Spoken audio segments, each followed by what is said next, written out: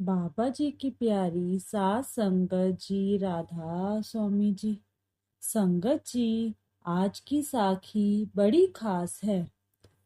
आपसे विनती है, साखी को पूरा जरूर सुने जी। एक बार बाबा जी ब्यास में बैठे हुए थे और बैठे बैठे एकदम से हंसने लग गए।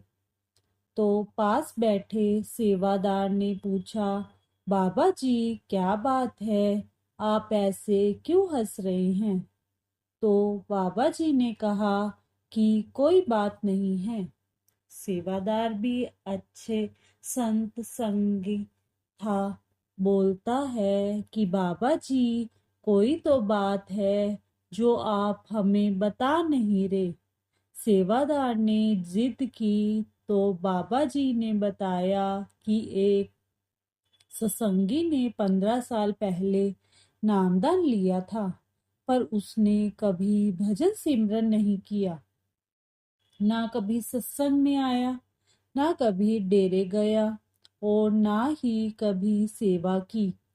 पर आज जब उसकी किसी बड़े आदमी के साथ लड़ाई हो गई और वह सत्संगी बड़े आदमी को बोलकर आ गया है, तू जानता है नहीं मेरा बाप कितना बड़ा मालिक है। बस इसलिए मुझे हंसी आ गई कि आज तक उसने कभी भी मुझे याद नहीं किया और आज जब मुसीबत आई तो इसे मेरी याद आ गई। सेवादार ने पूछा कि बाबा जी अब आप क्या करोगे? इस पर बाबा जी ने जो कहा वह सुनकर उस सेवादार की आंखें भर आई। बाबा जी ने कहा कि बाप के बुलाने पर बेटा आए या ना आए, पर बेटे ने अगर बुलाया है तो बाप को जाना ही पड़ेगा। ऐसे ही एक छोटी सी साखी है। एक दुखी व्यक्ति अपने हालात से दुखी होकर बाबा जी के पास आया और बोला कि मेरे जीवन जीने की इच्छा समाप्त हो चुकी है, मुझे बताएं कि मैं अब क्या करूं। बाबा जी बोले, बेटा तुम किससे दुखी हो? वह बोला, अपने परिवार के झगड़ों से और अपने कारोबार से। बाबा जी बोले, तुम्हें मालिक ने रोटी कपड़ा और मकान सब दिया है। जब से तुम पैदा हुए हो तब से तुम्हें इसका सुख दिया है। जीवन में उतार चढ़ाव यह तो प्रकृति का नियम है। राम सीता, गुरु नानक देव जी और भगवान महावीर, जैन ने जाने ऐसे कितने ही महात्माओं ने अपने जीवन में संघर्ष किया है, परंतु विजय उसी की हुई जिसने वक्त को स्वीकार किया, अपने भूत से कुछ सीखा और भविष्य की चिंता ना कर वर्तमान में जीना सीखा। हर क्षण इंसान का अंतिम क्षण होता है, इसलिए रोने की बजाय शुक्राना करना सीखो। श्वासों की कीमत तब तक कोई नहीं जानता जब तक कि ये रुकने ना लगे। हमारे अंदर जो सांस चल रही है वो ईश्वर की सबसे बड़ी कृपा है हम पर। आज आपने कितनी सांसें ली, कभी आपने इसका हिसाब किया है? हम दिन में कितनी सांसें व्यर्थ करते हैं?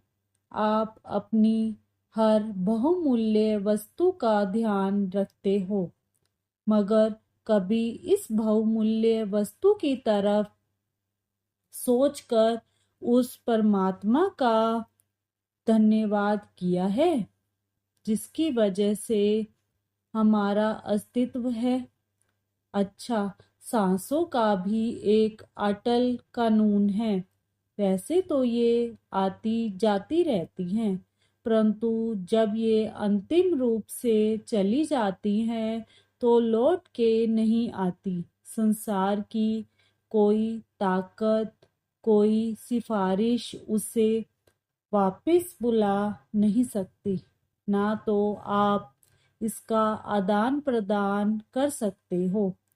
जिस दिन यह समाप्त हो गई, हम आप भी समाप्त हो जाएंगे।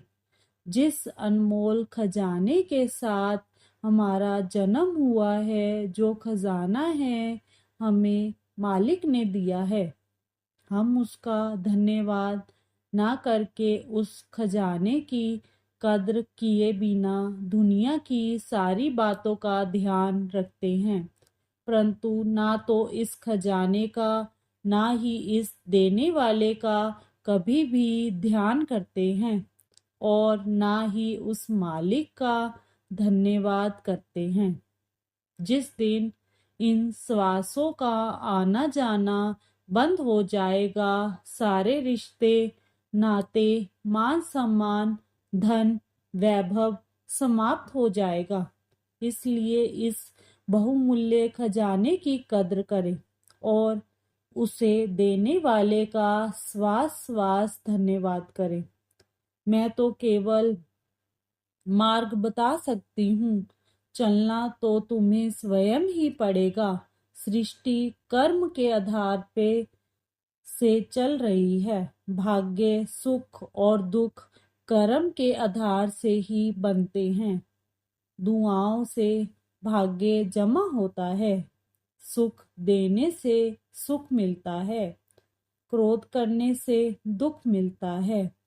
युक्ति युक्ति बोलने और मौन रहने से मन को शांति मिलती है। अब भाग्य की कलम तुम्हारे हाथ में है। जैसा लिखना चाहो वैसा लिख लो। वह दुखी व्यक्ति गुरु का ज्ञान सुनने के बाद बोला, बाबा जी, मैं यह सब जानते हुए भी अपने मार्ग से भटक गया था। मार्गदर्शन के लिए सबसे पहले आपका शुक्र, और फिर मालिक जिस भी हाल में रखेंगे मैं हर हाल में उसका शुक्र करूंगा। इसके साथ एक छोटी सी साखी और है। एक सत्संगी आदमी रोज सुबह पार्क में जाता था। सैर करने के लिए उसकी आदत थी। वह पार्क में आने जाने वाले सब लोगों को राधा स्वामी बोलता था। सभी उसका जवाब राधा स्वामी या राम राम प्यार से बोलकर देते थे। पर एक आदमी था, वह उसके राधा स्वामी का जवाब गाली गलौज से देता था। एक दिन उस संगी आदमी से दूसरे आदमी ने पूछा, भाई साहब, आप उसको प्यार से राधा स्वामी बुलाते हैं तो वह आपको गाली देता है, फिर आप उसको रोज राधा स्वामी बुलाना छोड़ क्यों नहीं देते?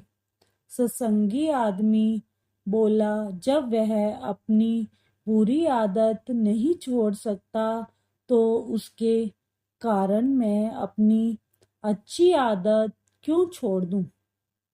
हजूर फरमाते हैं, ऊपर वाला ही सारे रिश्ते बनाता है। दुनिया का कोई भी रिश्ता हमारी और आपकी मर्जी से नहीं जुड़ता है।